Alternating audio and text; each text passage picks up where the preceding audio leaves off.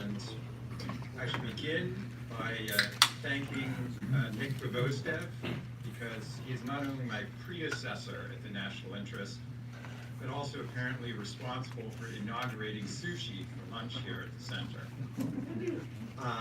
We have today a distinguished panel. I earlier referred to it as our deep state panel. One of the pluses of having George at the center is that he did indeed work at the CIA and headed Russia analysis, as well as working for Vice President Cheney. We are delighted to have Milt Bearden as well, whose reputation probably speaks for itself. And we have Eric Haseltine, who is the author, I should note, of a new book called The Spy in Moscow Station. And I've not had a chance to read it thoroughly, but I did page through it, and it looks exciting. And so I would recommend that to you. Our topic today is obviously the changing Russian intelligence threat to the United States. And just today, there was a front page story in the New York Times about Russian cyber operations in Africa as a proving ground for what the article asserted would then be deployed against the United States.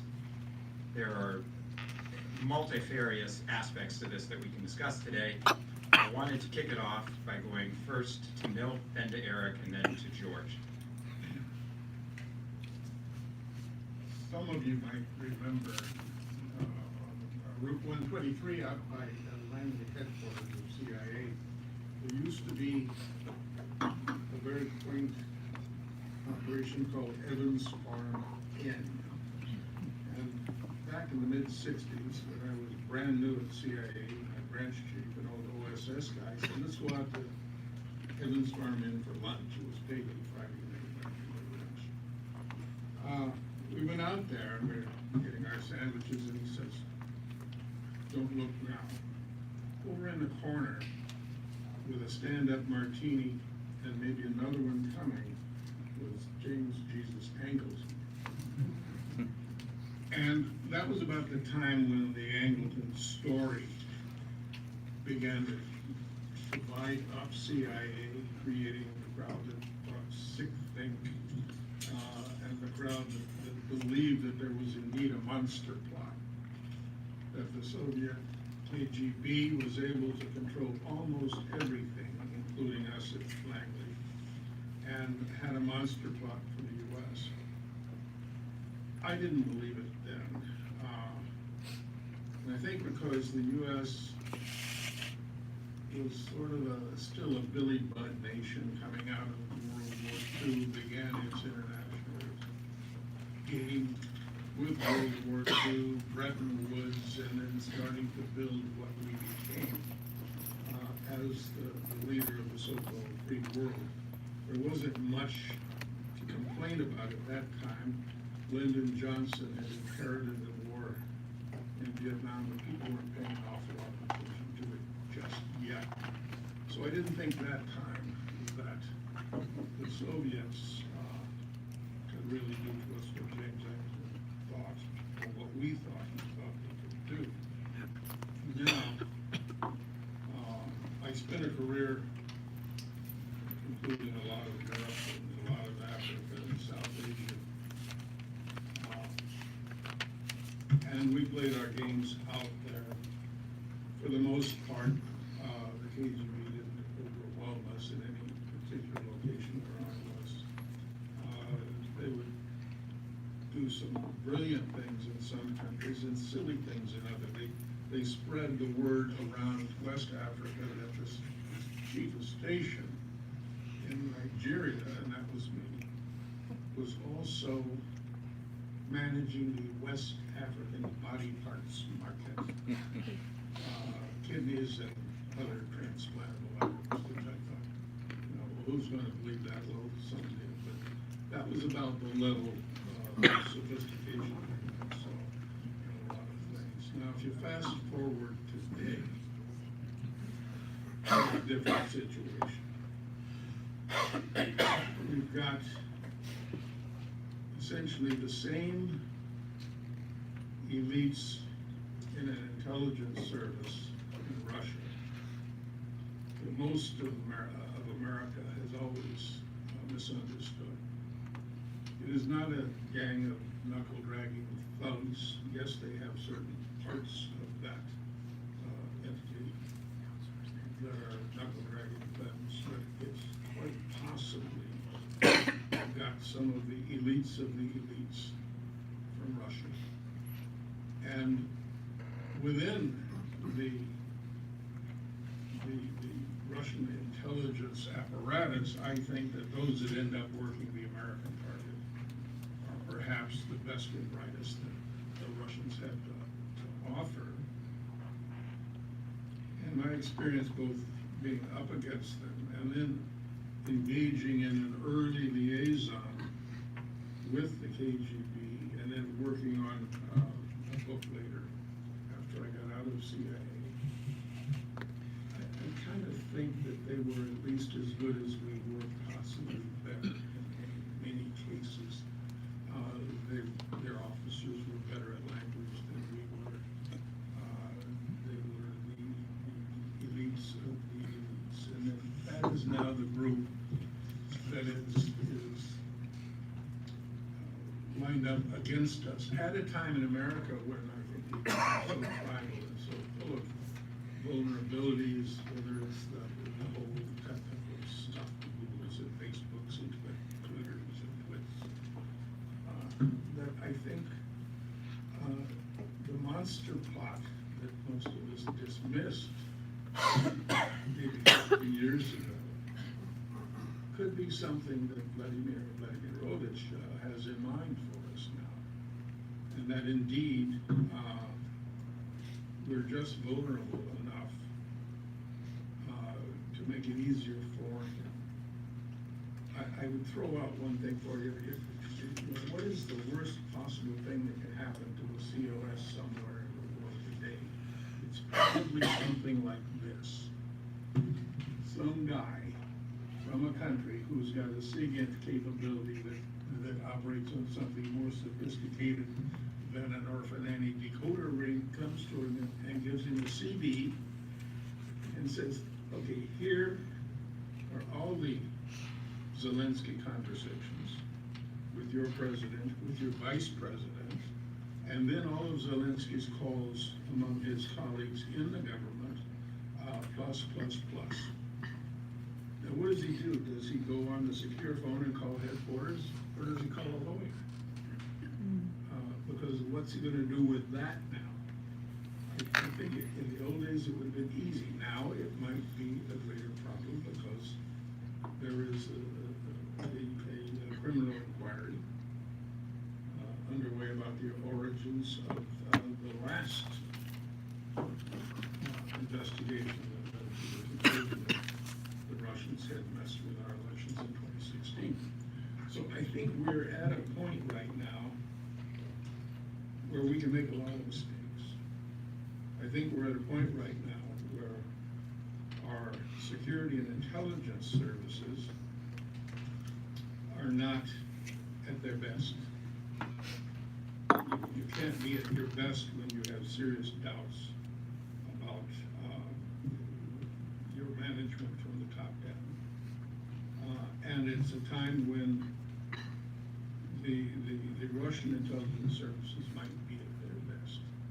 So I kind of throw that to you as an opener, because I think we can be in for more and more surprises. Final comment on those intercepts. Make no mistake, there are, I won't tell you the number of countries, you can figure it out yourself, who, unless we had already established point-to-point crypto secure with Zelensky in Ukraine, there are a number of services that have that verbatim recorded transcript. And it will probably be great reading for them, and they have that to hold over anybody that would hold that over. I remember with whispers from friendly intelligence services while I was still in CIA, who was saying some of the late night entertainment was listening to a U.S. president on the telephone with a young intern, and purposes. So, when we say there's no transcript, there's 7 or 8 countries that probably have verbatim transcripts, commas, semicolons, the whole thing. So I throw that out. I don't know how that gets in with Draken's deep state thing, but that's what it is. That was excellent. We've come to the depths of this topic. Eric? Well, I'm here to talk about the Russian intelligence technical threat. For context, I was the CTO of the intelligence community until 2007, so I've been asked to opine on the Russian technical, and I also worked with George studying Russian cyber capabilities a few years ago. And so I'm going to start with Winston Churchill and Buddha to kick off this discussion. Winston Churchill said, "Gentlemen, we're out of money. Now we have to think." And what he meant by that, of course, is that necessity is the mother of invention. And when I look at the Russians, whose GDP is approximately 1.6 trillion, which is somewhere south of that of Texas, they don't have much money. But what they do have is a lot of thinking. And we, in this country, like as an NSA officer, we kind of looked at them and their budgets with contempt, honestly. Said, well, what can they do? They don't have any money. But what we didn't realize is their lack of money was our biggest threat. Constraints are a tremendous stimulator to creativity. And I'll give you an example of that. In my book, I talk about how the Russians penetrated our embassy in Moscow. And the way they did it was beyond genius. They didn't spend money on technology to mask their exfiltration signals. They used television stations that were already there. In other words, they were very elegant, very inexpensive, and very simple. But the threat posed by that kind of adversary, who does think, whereas we throw money at problems, they throw brains at problems, is a tremendous problem for us. And that leads me to the second point of Buddha, who said that it's not what happens to you in life that matters, it's how you react to what happens to you in life that matters. And the fact that the Russians are so ingenious at technical tradecraft is a problem. But the bigger problem is our reaction, or rather lack of reaction. I'll go back to what I said at NSA. We kind of sneered at their small budget, say, well, what these guys can do. Well, we are very arrogant and dismissive of them to our great detriment. And in the book, I talk about this. And basically what happened in this story is that the Russian intelligence leaned way forward, got very aggressive, did a major penetration. It took us 6 years to find it, and when we did, what happened? We pointed fingers at each other, we blamed, and in the end did nothing about it. Now one could argue this is an origin story where we're teaching people how to treat us. But one thing they had to have concluded, looking at our reaction to all of this and subsequent things that happened, is that we really don't take them seriously. We don't give them the respect that they're due. And one of the things that I've learned about them in studying them very closely is that they're kind of a duality. They do very simple, cheap things. And to illustrate that, I was on the NASA Manned Spaceflight Advisory Council, and his name, I think, was Guy Severin. Come up to me. He was in the Russian space program, and he knew I spoke Russian. He goes, "Amerikansky voduraki." He says, "You invent pen for $3 million to write in zero gravity. We use pencil."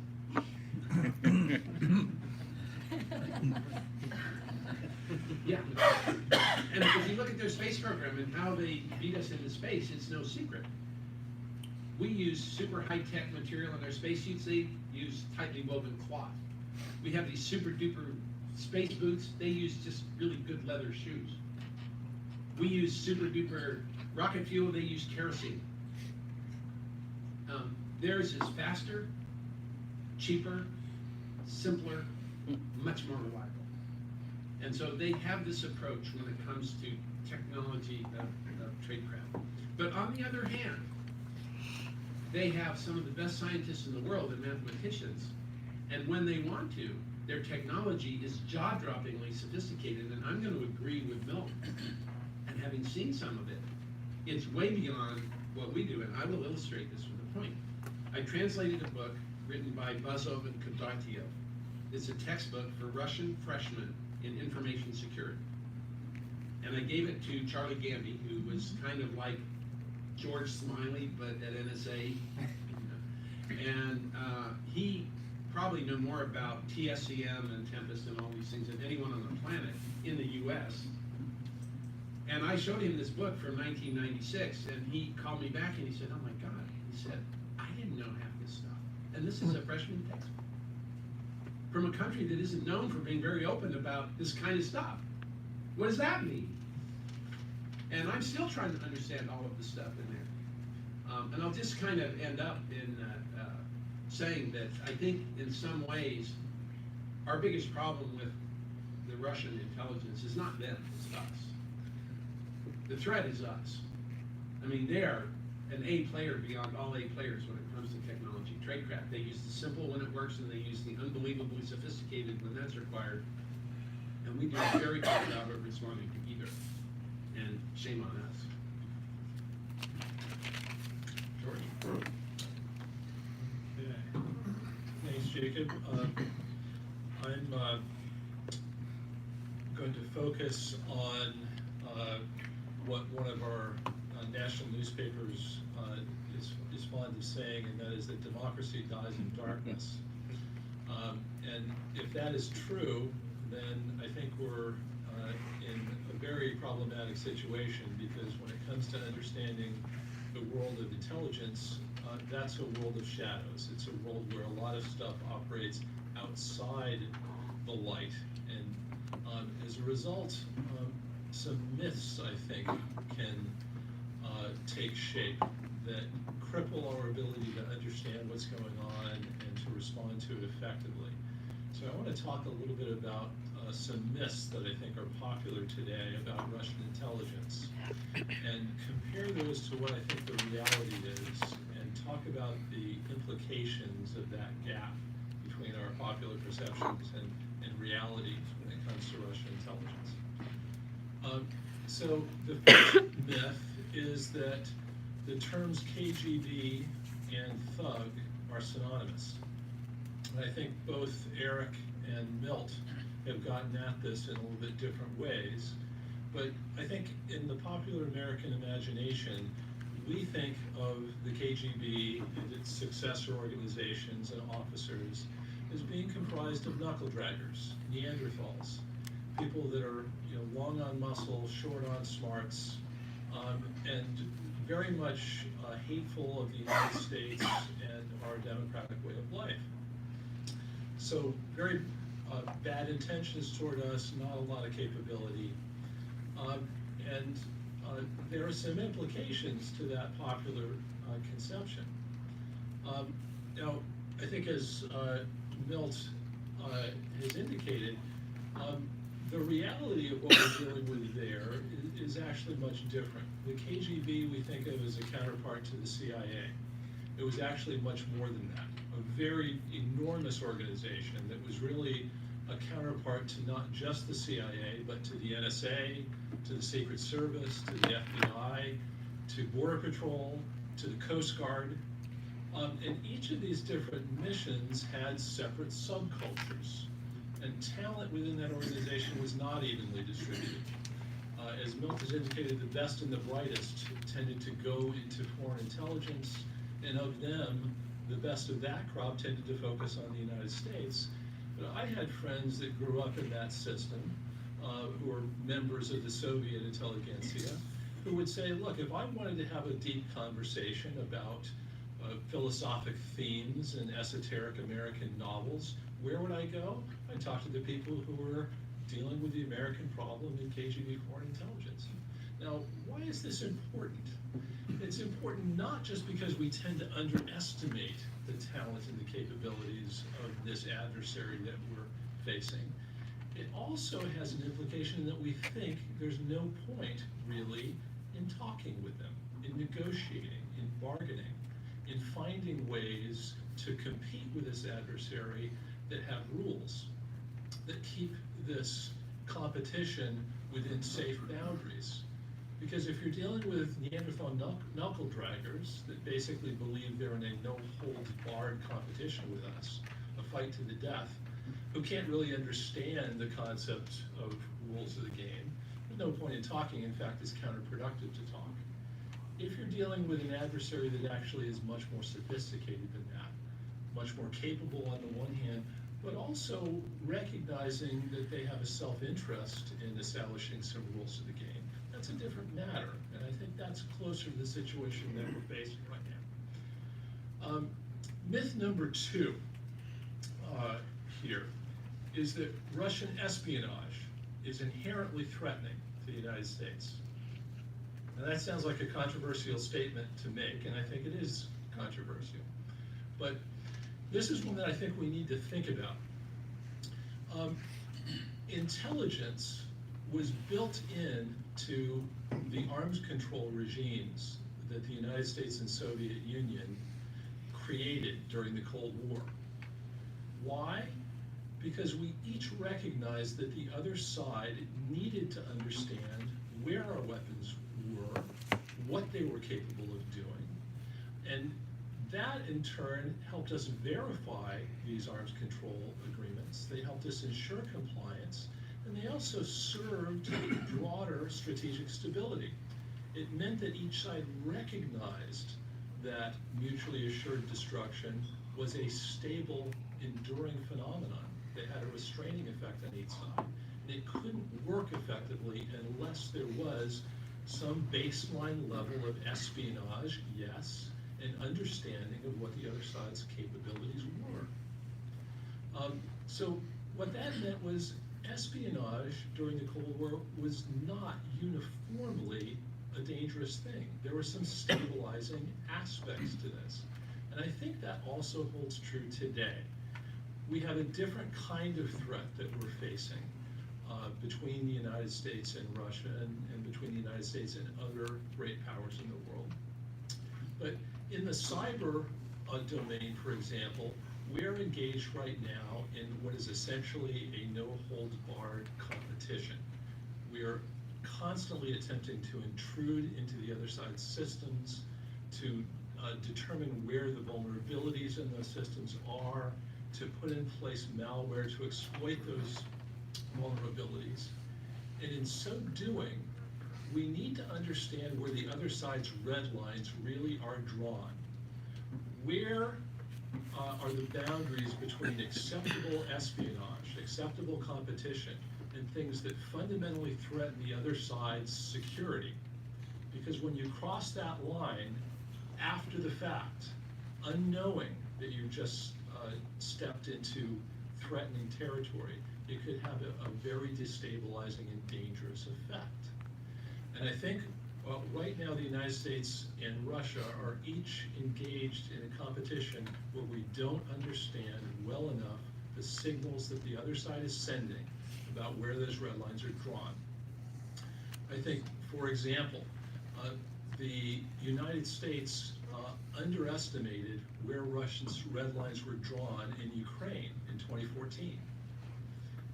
We and Europe crossed a line that the Russians regarded as a vital national interest, not recognizing at the time that we were crossing that line. And we found ourselves in a conflict that we didn't expect, with huge implications for European and world stability. That is something that I would regard as a failure in the intelligence world, to understand signals that were being sent. I think the Russians misunderstood where our red lines were drawn in 2016 in the election interference situation. They crossed some red lines that I think surprised them.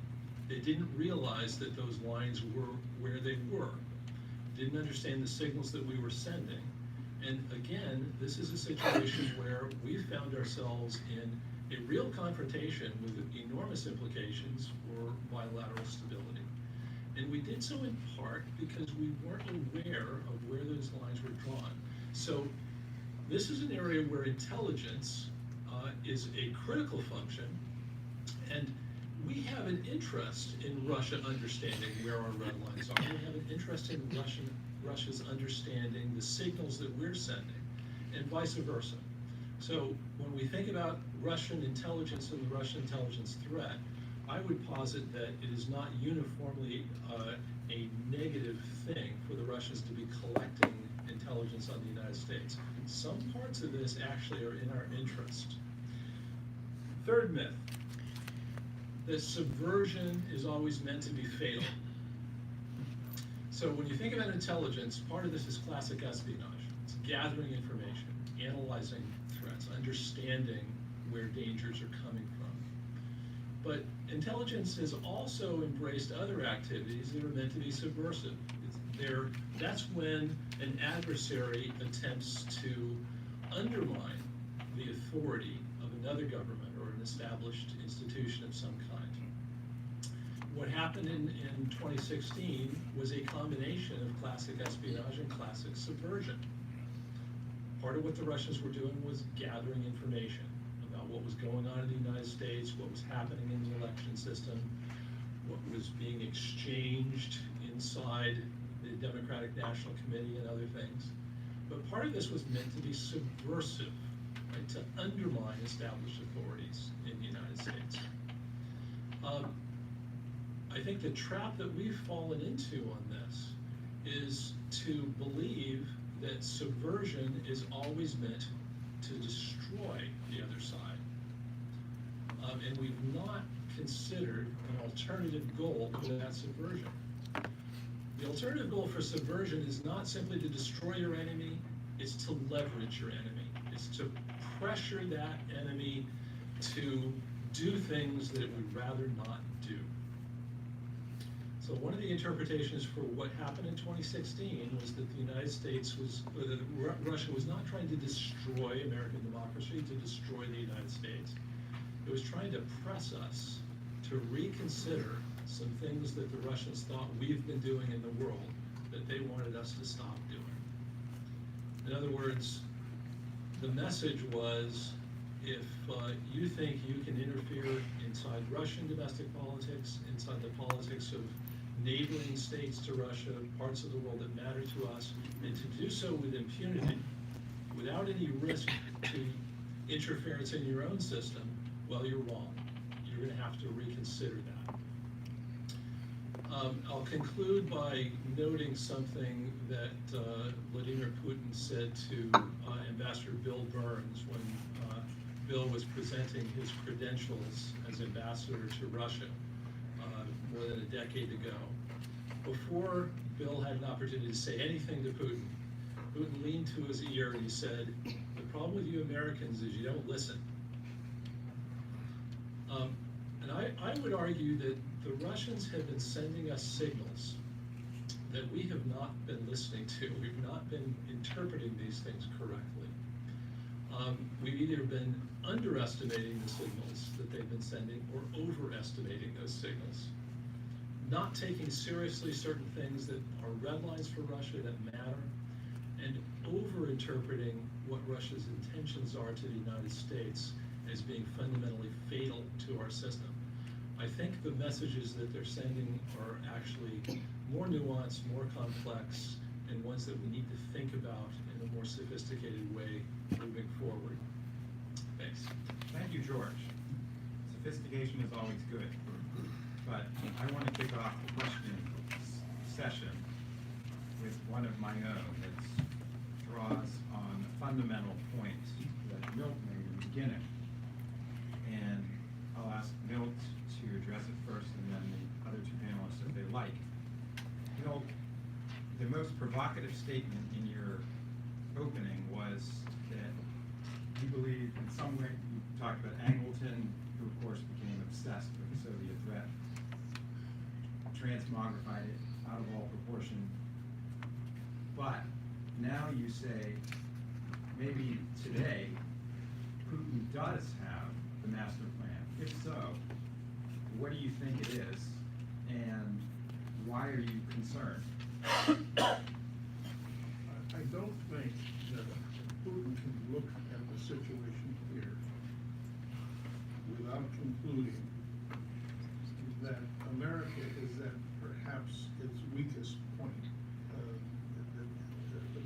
time that he's been engaged in being an America watcher.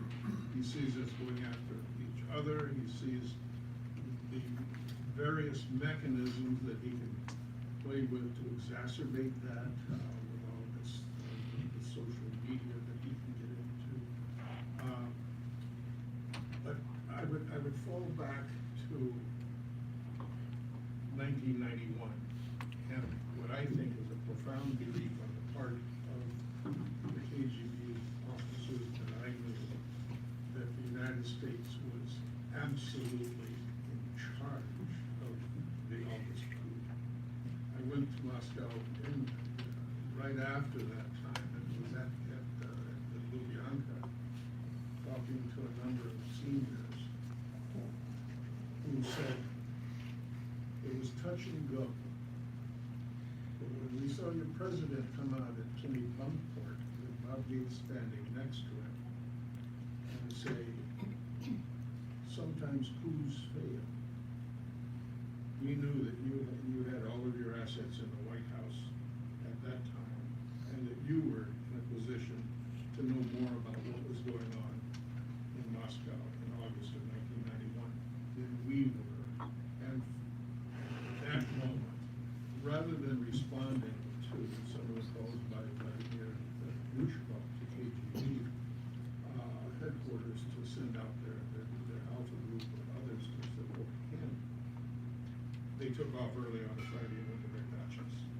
So I think while we have underestimated them as an adversary, they have consistently overestimated us in some regards by thinking that we had things wired that we did not, and indeed did not have it wired. We had reasonably good intelligence on what was going on in August,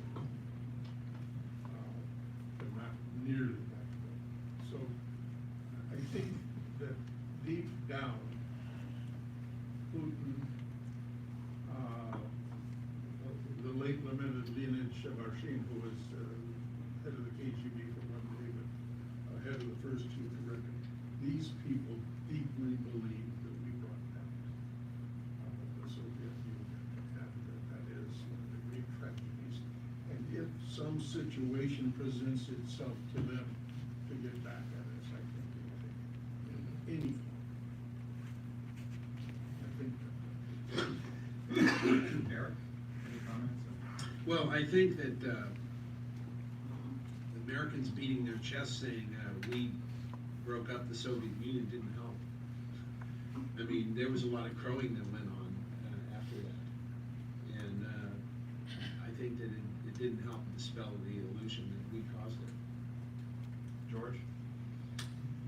Well, I agree with Milt in that I think the United States is more vulnerable to foreign interference, foreign subversion than it has been any time in my lifetime, and probably in my father's or grandfather's lifetimes, for reasons that are largely attributable to the United States itself and factors that are at work in our politics and our society.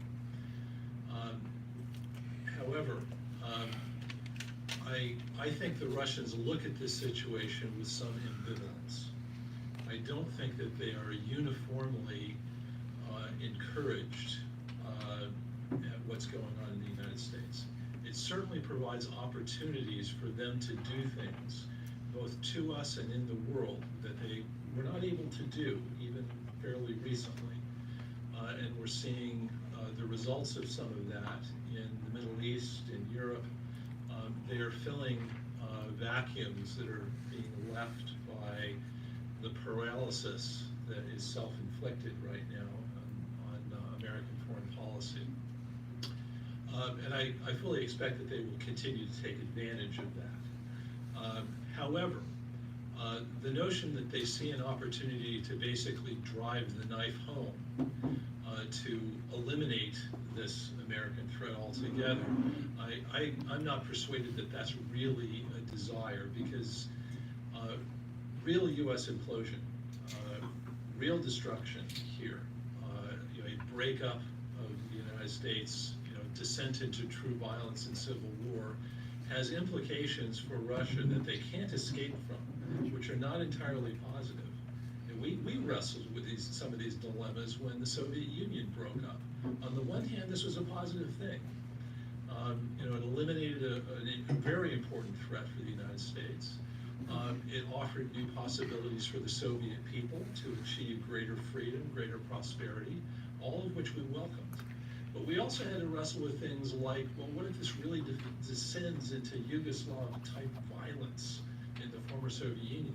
That's a bad thing for American interests as well as a bad thing for the Soviet people. What happens to nuclear weapons?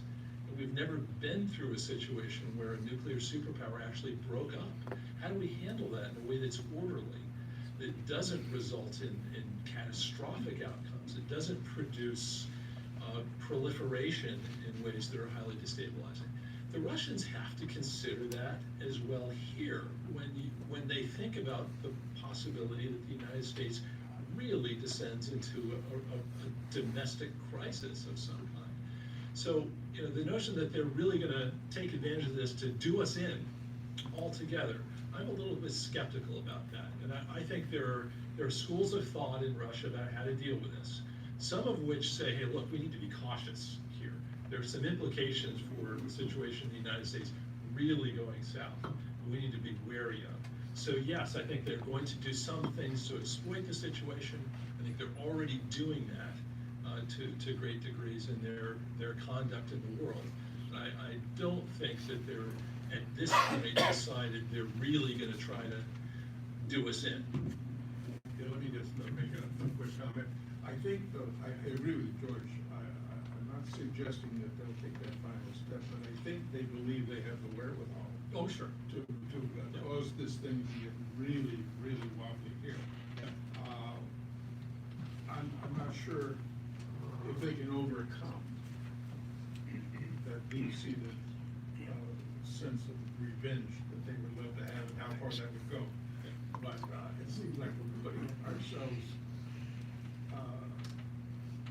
at the mercy of how clever they are in looking at and considering their own interests and whether or not they try to put a wooden stake in our heart. Who would have thought that we could possibly be sitting here discussing something like that? Certainly not I.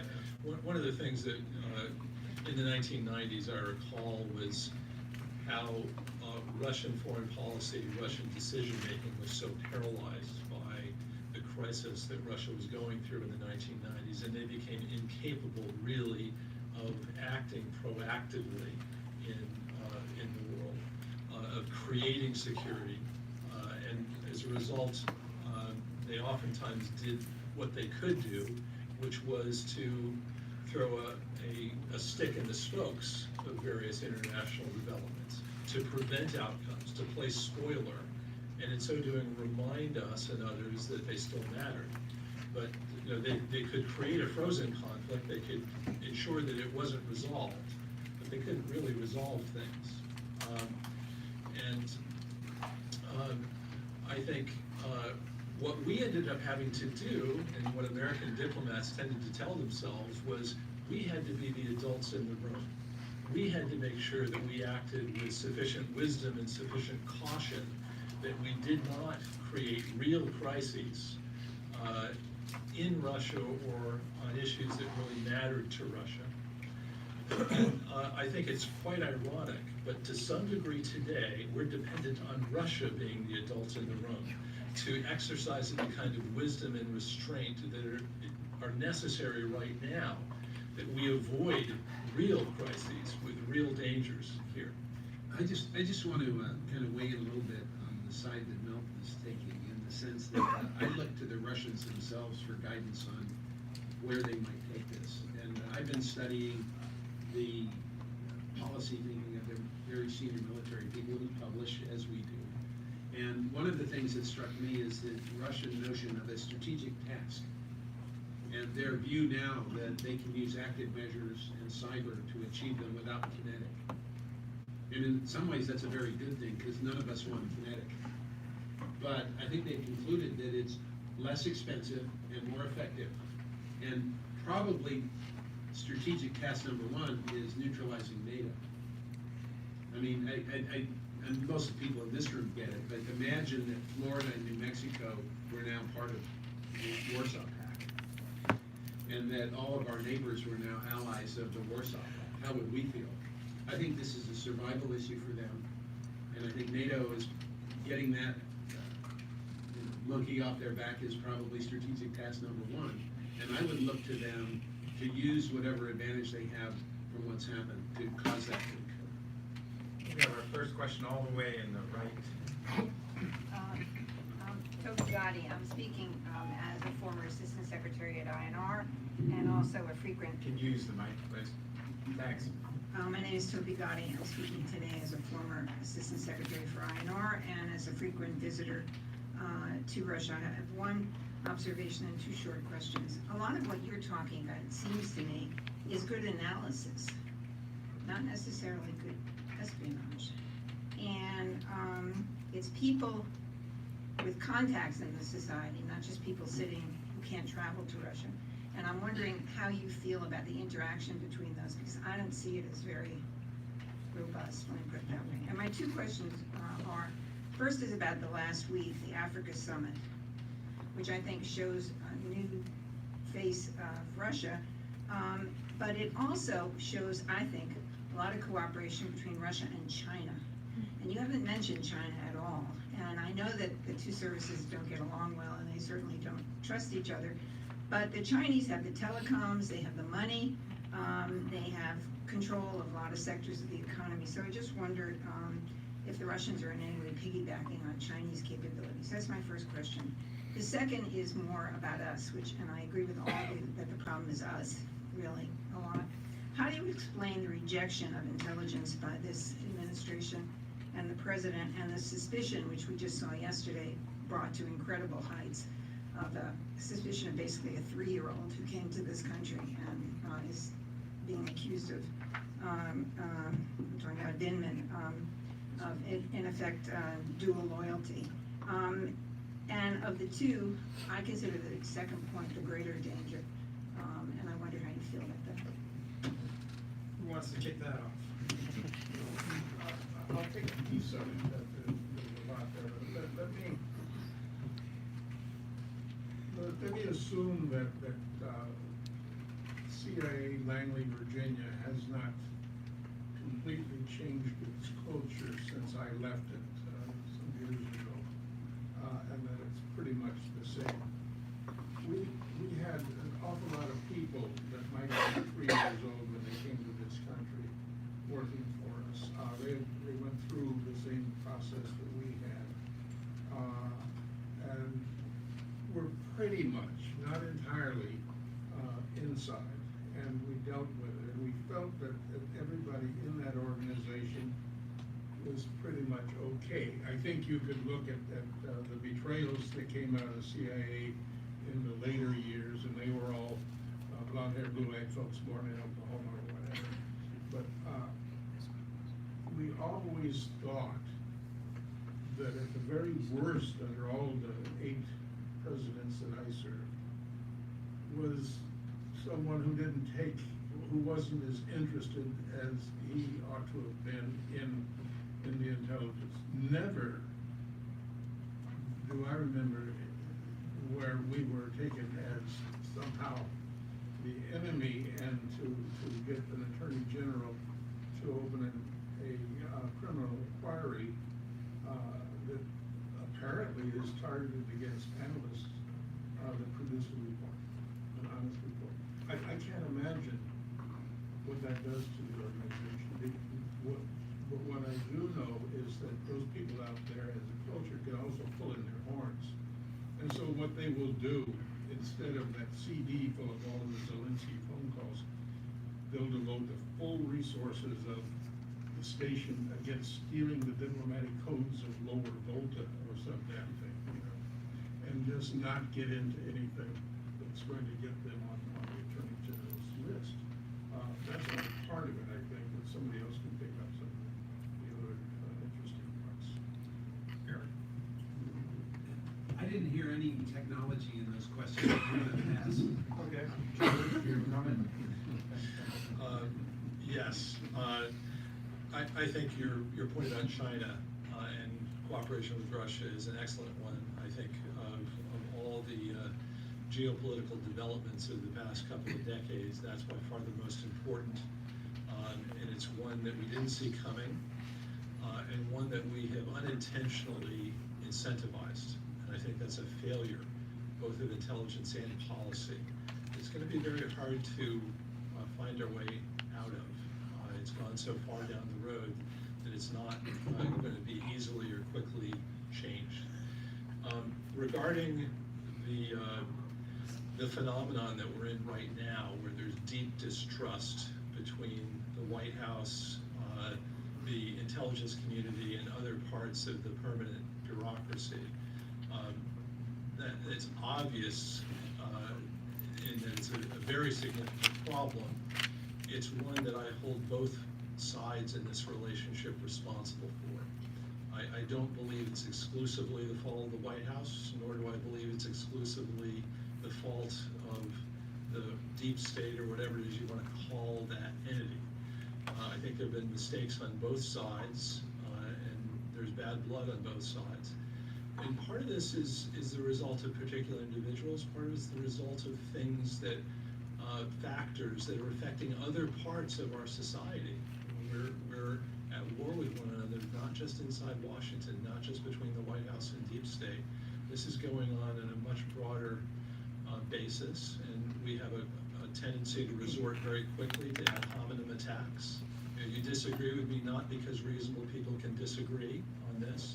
You disagree with me because you're evil. And both sides, I think, have that tendency. I think it's quite destructive. And it's not an easy thing, I think, to fix. It's not, because it is a result of complex factors, there's not a single prescription that can solve this. One of the things I would comment about CIA and Milt's comments, I think that culture has changed gradually over time, but in significant ways that have implications for the relationship with the White House.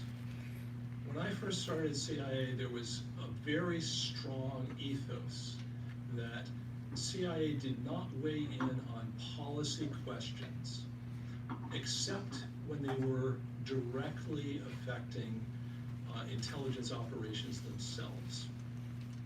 So when it came to things like what should American policy be toward Ukraine, that was an area where CIA's role was to describe the situation, to understand the dynamics out there, to set the table for policymakers to make decisions. So when you're, and you know this, Toby, when you're in interagency decision-making settings, the intelligence representative would set the table. Here's what the situation looks like. Here are the dynamics, the key factors. And then he or she would sit back, and that was it.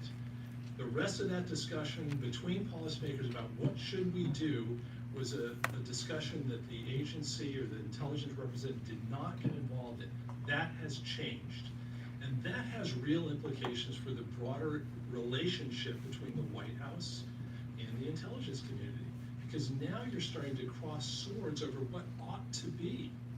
And you see this, I think, reflected in some of the comments from intelligence-related officials about this Ukraine issue. They're not just weighing in on understanding the dynamics of the situation. They're weighing in on what we ought to do. And this is happening in public, in addition to in these private policy settings. And that has real implications for why we have this mistrust and this tension right now. And we need to think about how we handle that. One thing I'll just note, I suppose I'm dropping my moderator guys slightly, but the dual loyalty of flamed out pretty quickly, which is interesting in itself. Both John Yoo retracted or tried to camouflage his statement, and Sean Duffy retracted it. And I don't think anyone in government made that allegation. So that, and it was pretty soundly denounced inside by Republican officials on the Hill. We have another question right here.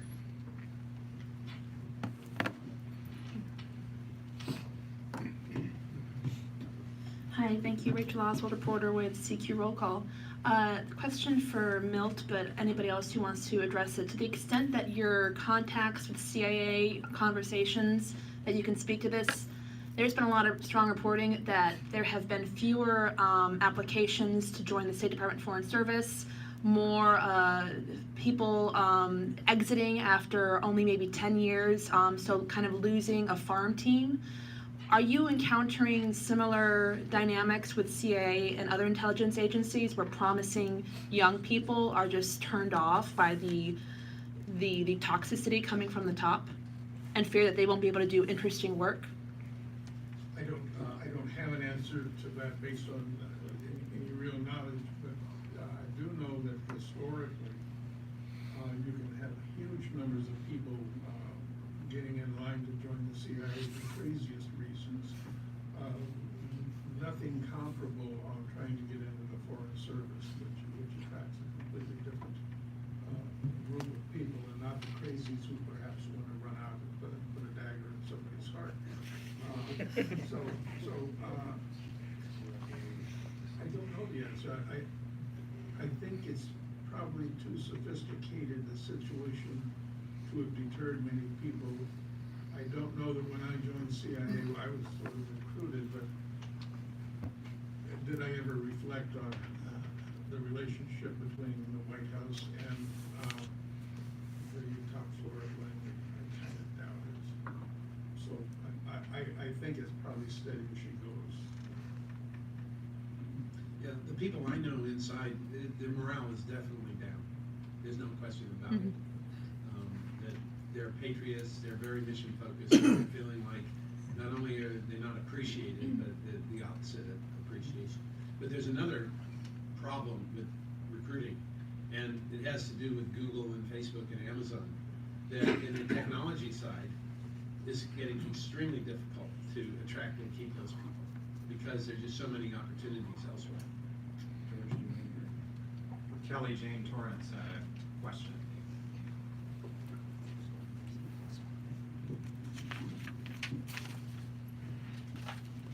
Thanks, Jacob. Kelly Jane Torrance from Spectator USA, where Jacob also writes once in a while.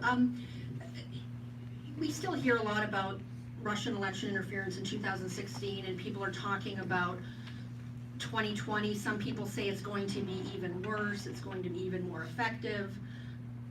I mean, how effective is this sort of interference, disinformation, misinformation? And is there a point at which, you know, we should have Americans taking responsibility for their votes and the knowledge that they gathered to make those? I'd like to take that and answer in two ways. I think it's unknowable what the effect of all that is. And so it's in some ways pointless to argue about it. And one of the great strengths of our country is its diversity and its openness to different opinions. And I can't imagine how we would try to throttle all that back and retain who we are as a people. But the other thing I want to say about the election, I've studied this in great length, and NSA actually gave me approval to write this article about how to hack an election. And to those who say, well, it could never be done, it's just too big, there are too many precincts, I say baloney. You know, I've done the analysis of if you were to go about it, you would target suburbs and swing states, and you're talking about anywhere between 35 and 60 precincts. And if you look at the security of those precincts and the volunteers and where the ballots are stored and where the ballot machines are, me, in my former role, if I had to do it and you gave me a few $1 million, I could probably do it. So I do believe it is entirely possible for them not to just influence who votes which way or whether they vote, but what the outcome of the vote is. I do not hold with people who say it's impossible for them to actually change the outcome of the election. I believe it is very possible. Do you think it's likely? I won't comment on that. That's the policy wonks subject. Yeah, I'll pass on. George? I think I might have been one of the wonks here too. I think it is possible. I agree with Eric. Technically, the Russians could throw an election, or other foreign actors could throw an election. It's not just the Russians that are capable of doing this. And I think it's very much in our interest to try to build greater resilience into our electoral system to make our system less vulnerable to this sort of thing, because this is not gonna go away. We're living in an age where this is technically capable. We have to acknowledge that reality and adjust accordingly. Now, the next question is, do I expect the Russians to actually try to throw the election in 2020? No, I don't. And I also don't think they tried to throw the election in 2016, so that tells you where I'm coming from.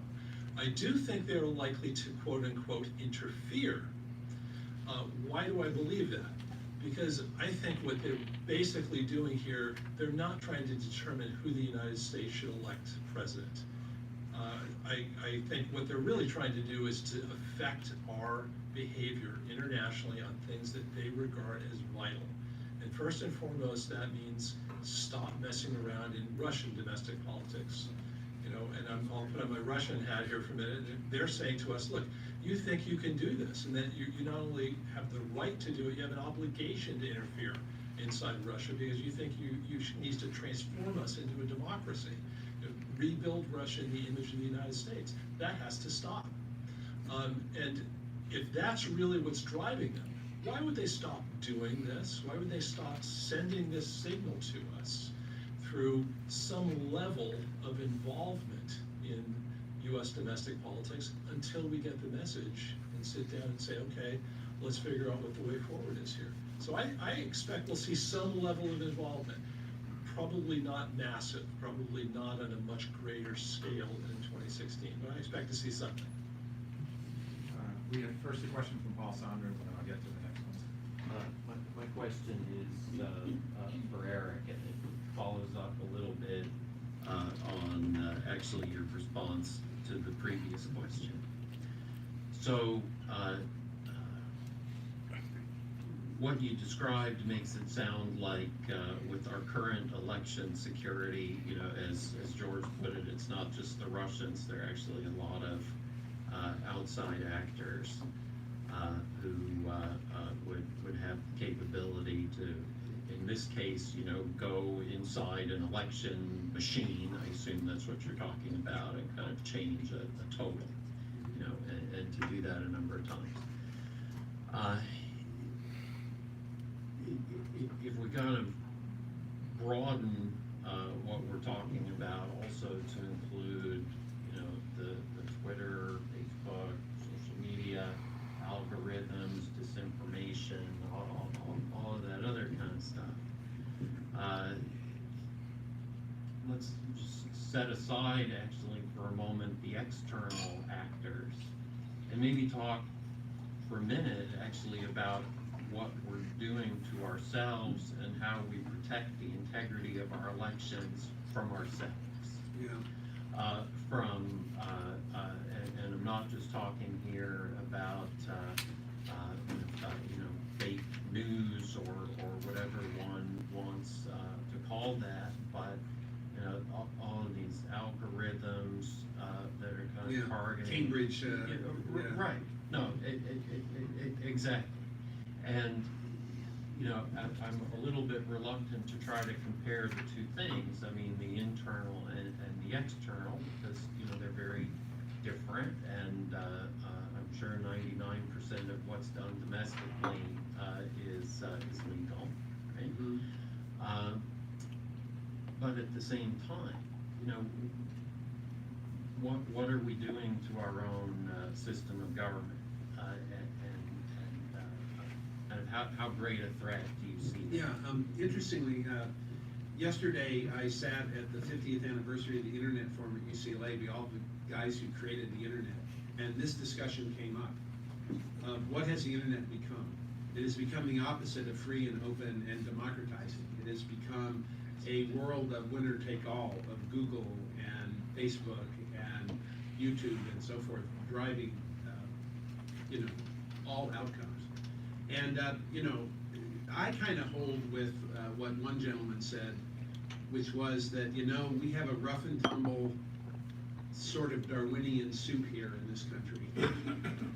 And we have to have some faith in our ability to withstand these major changes.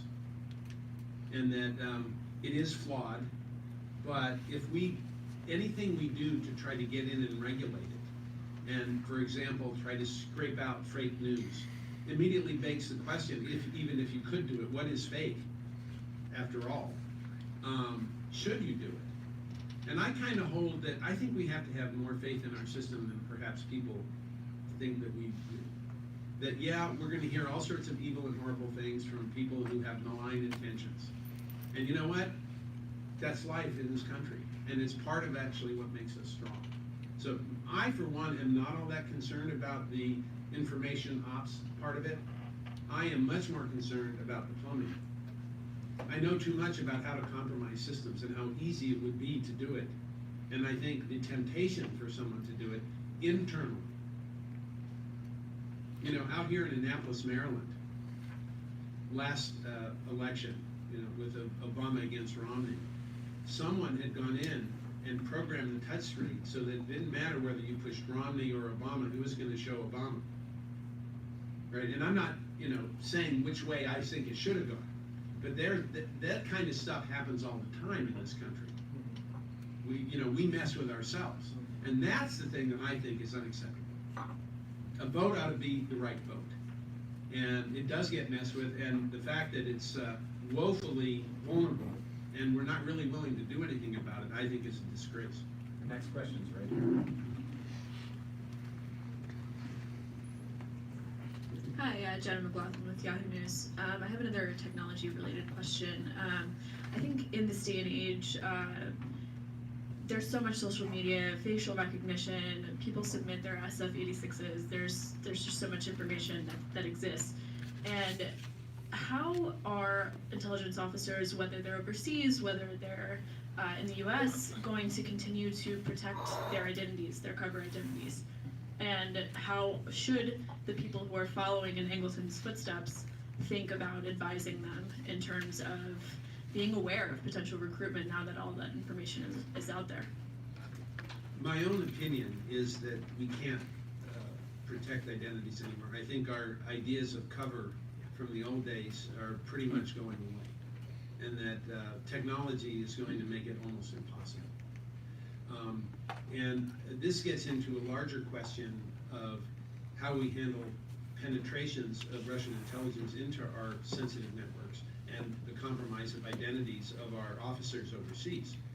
And I think we need a new paradigm in the defensive part of it, which basically says our information systems are so complex that it favors the aggressor, and we are going to be compromised. And therefore, we have to operate under the assumption that we have foreign assets inside our sensitive networks and that our officers overseas are known. That is a hard pill to swallow, but that's reality. And I think there are ways to do that. Would be, I've been the chief of a lot of stations, and cover never mattered. I mean, somebody could be deeply integrated into A, B, and C. The only thing that mattered to me as a station chief was that you get what we call the Moscow rules. You get black before you go out and see somebody sensitive. You are free of surveillance, you're out and clean, and you do your thing. You're covered as a second secretary or a chainsaw salesman doesn't help you in all of that. It just gets you into the country. So the rules have never changed on that. People get all excited about how do we manage cover and all of this.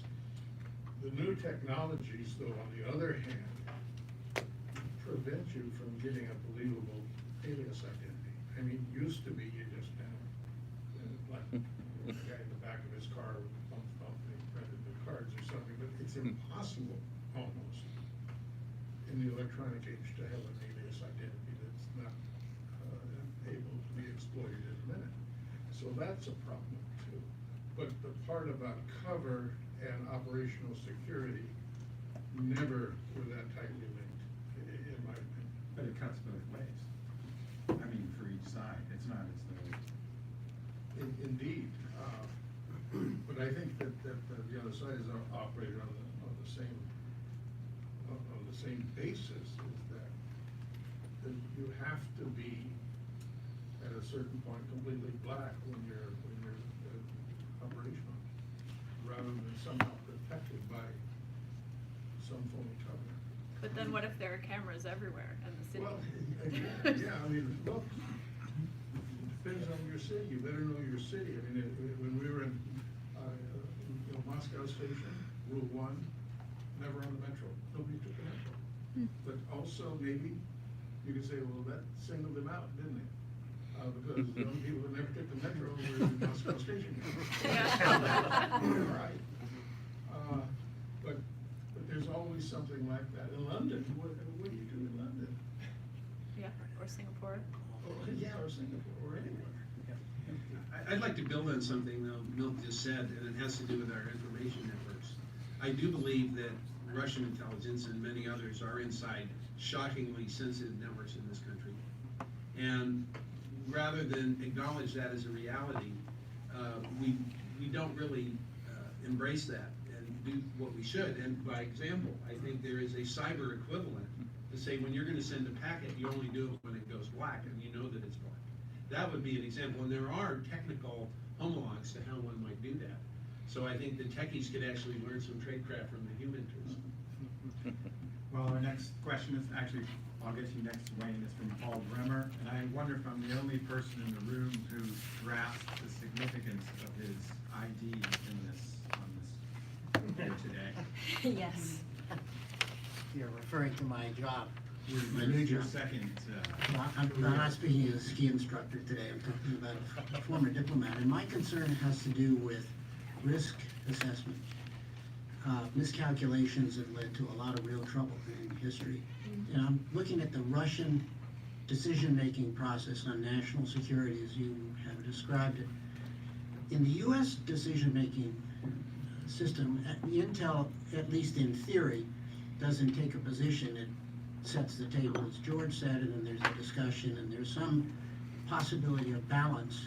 The Russian system is really basically the way you describe it. It's their intelligence people who do the decision making. And if NATO is job one, that's a pretty scary thing to think about as an American. How confident are you that the intelligence, essentially heart of the Russian national security system, is capable of doing a risk assessment if they made a move on, say, Latvia, just to take an example? How confident are we that they had a pretty good sense of what the American reaction would be? who wants to tackle that? I'll take a shot at that. I'm not very confident. And it's not because I don't believe that there are a lot of very capable, very talented people in Russian intelligence. There are. The problem is that they are prone to the same sorts of human fallacies that we are prone to and everyone else in the world is prone to.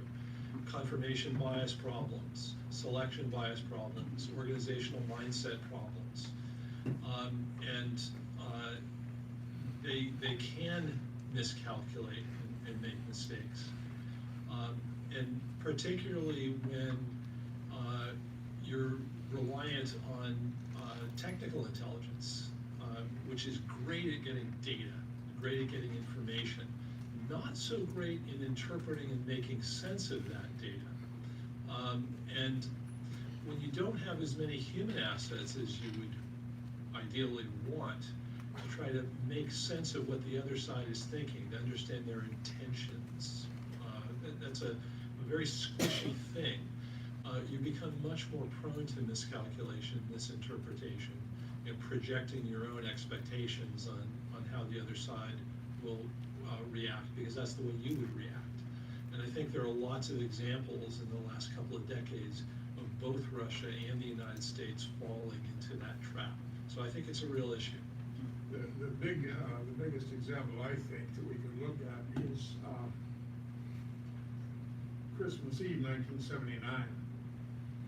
The Soviet Union figured that America had been run out of Southeast Asia a few years earlier and had its tail between its legs. We had a president who was totally distracted by whatever it was in the hostage drama in Tehran. So they could move across the border into Afghanistan and get that thing cleaned up very quickly, neatly, before Carter would even notice. And it was a perfect time to do it. Well, guess what? they went in. 10 years later, they come out, within 329 days of that moment, the Berlin Wall is down, Germany's reunited inside NATO, Warsaw Pact is about to slip beneath the waves, and the Soviet Union's gone all wobbly. So it does happen on both sides, but that's to be one of the glaring examples. One of the problems is I don't even think over here we know what we would do if they went in. So I don't know if it's knowable by them because I'm not sure we know ourselves. But my question really was whether there is any balance in their system, which at least in theory there is in ours. There's a structural difference the way you describe it. Yeah, on that point in particular, there is not a balance. It's not built into that system because their system's not premised on the kinds of principles that ours is premised on. Our system is premised on the belief that the people are sovereign, first and foremost, and that the rulers, the government, derives its legitimacy from the will of the people. And that the big problem that we face, of course, is tyranny, over-concentration of power, too much centralized authority, too much governance, and the system is meant to build checks and balances to mitigate the risks of that power. The Russian system is not based on that premise. It does not derive its legitimacy from the will of the people. It doesn't mean it's fundamentally anti-democratic and that it doesn't respond to signals from the people who are being governed. It does in many ways. It does it in a different way than the United States does. But it's not built to constrain the state's power and authority. In fact, it's built to enhance it. Why is that? Russia is a huge state, vast geographic expanse, very diverse in a lot of ways, difficult to govern. The big problem there is not too much power from their point of view, it's the inability to govern effectively. So they've built a system that's designed to allow effective rule there in many ways. So it's a different premise, but it means that it's highly dependent on the talents and the perceptions of the individual rulers who are in power. So it doesn't build those sort of checks into the system. Yeah, one thing you encounter in Moscow when you talk to Russian officials and experts is a wide sense of disbelief when we tell them that they were behind of operations like assassinating Colonel Skripal in England or killing Litvinenko in London. They would basically say, why would we need that? Who these people were? Why would they use polonium at the center of London and nerve gas to kill the Skripals? And they kind of use this as an argument to say that this is an American invention, British false accusations or something like that. Same time, I have to confess that when you listen to Russian explanations, you begin to wonder a little more because explanations are so unpersuasive that you begin to ask yourself, well, maybe. Do you have any theory? A, were the Russians really responsible? And if they were, why would they do something like that? I'm in the same position you are, Dimitri. I'm saying why would they do that? We've always known, for example, we had defectors. Towards the end of the days of the Soviet Union, we were getting a KGB guy and his wife and 2 kids and a dog to resettle in America every 22 days, something like that. Until I thought, well, maybe they're doing this to me to kill my budget, but we always had to kind of move them outside the 25-mile circle so that they couldn't, their thugs couldn't get at them. So we believe to a certain extent they did that. But the Skripal thing, even the Litvinenko thing, I mean, why with polonium? What's the matter with an ice axe? I have serious, I'm not saying they didn't do it, but I'm saying, what's going on? I mean, who did it? It wasn't them, but it's crazy. Do you think they did? I mean, or you have doubt? answer. With Litvinenko, I gradually was persuaded that they could do it. And the reason I came to this conclusion was that I was following what Mr. Zakayev, you know who Zakayev is, who was a kind of very close friend of Litvinenko. He spent a lot of time with him. He made a statement that Litvinenko did not only convert to Islam, but that he was working very closely with Chechen separatists and was using his sources in Moscow, and he had sources in Moscow, to provide Chechen separatists with information about Russian operations in the region. If that was the case, then I at least can see a motive. In the case of Skripal, it's very difficult for me to see any motive. At the same time, these people whom the Russians have presented and who were claiming that they were tourists coming to Salisbury to visit that was so unpersuasive that I do not know. I remember I have asked late Evgeny Primakov, who of course was not in the Russian intelligence at the time Litvinenko was murdered. And his theory was that you have to follow the money and you have to understand Litvinenko's multiple commercial interests, his involvement with Spanish special services and information he was providing against the Russian organized crime. But his view also was that it is senseless to try to separate neatly people who were associated, let's say, with Russian secret services and were doing it for money, and people who were acting on government orders. And basically could be people who were working at Lubyanka headquarters during the day and were moonlighting at night. That was at least Primakov's speculation, but I don't know. I'm going to bundle with the last three questions. First Wayne Mary, then Michael Kimmage, and then Dan McCarthy. Thank you. Wayne Mary, American Foreign Policy Council. I'd like to ask the panel to talk a little more about Russian motivations. I mean, the only one we've really heard is revanchism. And I can understand that within some of the Russian structures that that's a very real one. But I don't see that as particularly valid for Russian policy.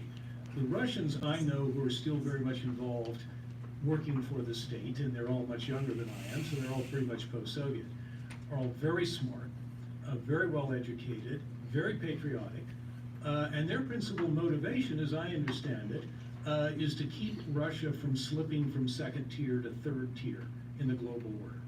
They're smart enough to know that there's only one first tier, it's the United States and China, and Russia's not in that tier, not going to be. But they really, really, really want Russia to be accepted and respected as a second tier, which gives them some primacy in their region. And that a large part of what they are doing is trying to send messages to us as to what they expect in that regard. And let me illustrate that by disagreeing with you, George, on red lines in 2014 in Ukraine. I think Europeans genuinely, as the British House of Lords said in their report, were sleepwalking into this mess. I think American policy was quite deliberately to challenge the Russians to cross their red lines very flagrantly. And even if that is not true, that is exactly what Moscow perceived. They didn't just perceive we were crossing their red lines, they perceived that we were doing so with deliberate malice aforethought. And that a large part of their motivation is trying to say, we're a permanent country, we have a stature in the world, we're going to protect it, and we want it to be recognized and respected. And what we're seeing is that you guys are trying to push us into third tier, and we won't go. Michael Kimmage is next.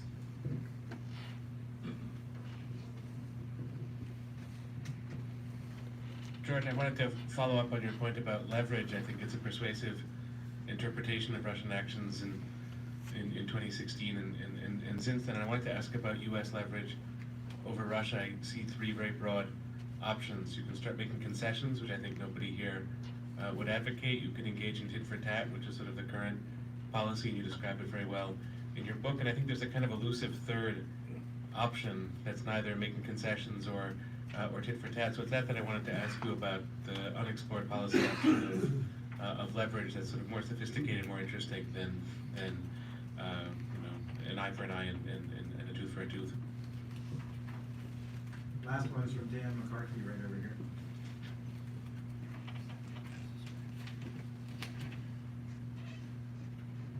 Yeah, Daniel McCarthy from the Fund for American Studies.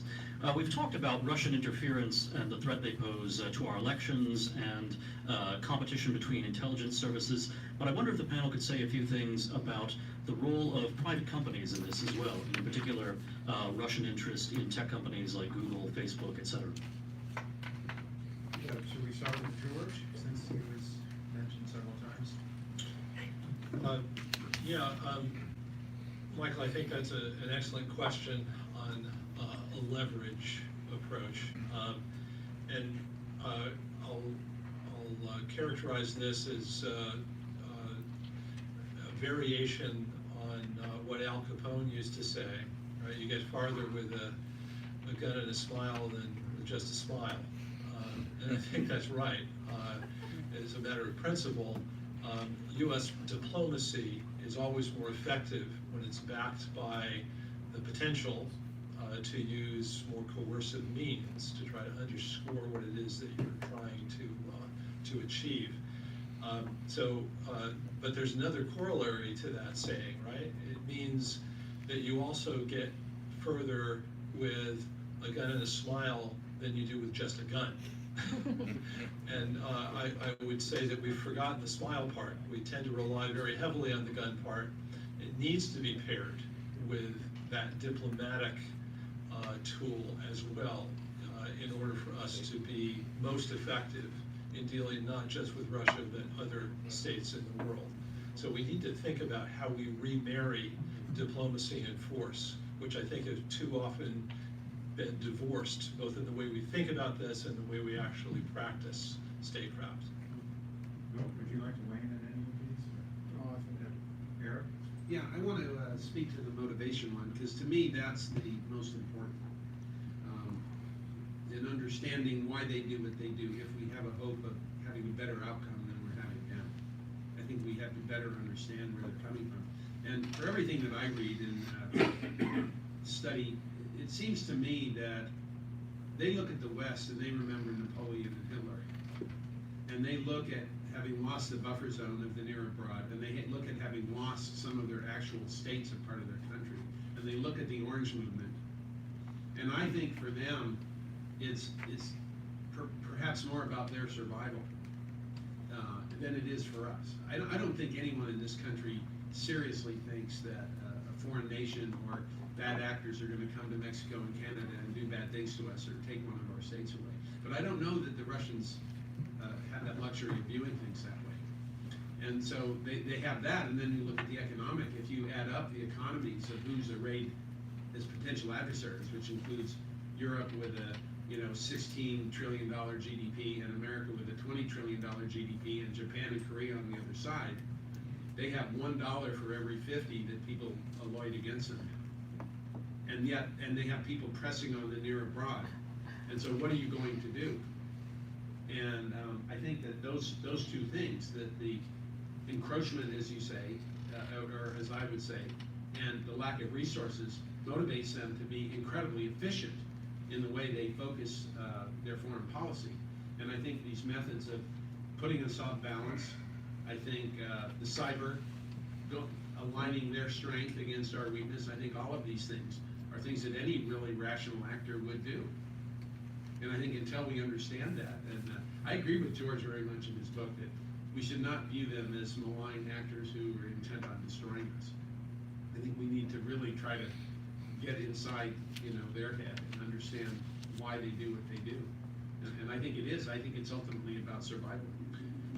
A quick response on the motivations. I think what you're asking in essence is, should we be thinking about the Russians as fundamentally offensive in their ambitions, or fundamentally defensive in their ambitions? To prevent further erosion in their standing in the world, for example, is a defensive motive. I think it's really both. I think the problem that we have with Russia and understanding Russian motivations and intentions is we tend to think about these categories as mutually exclusive, and it doesn't really work with Russia.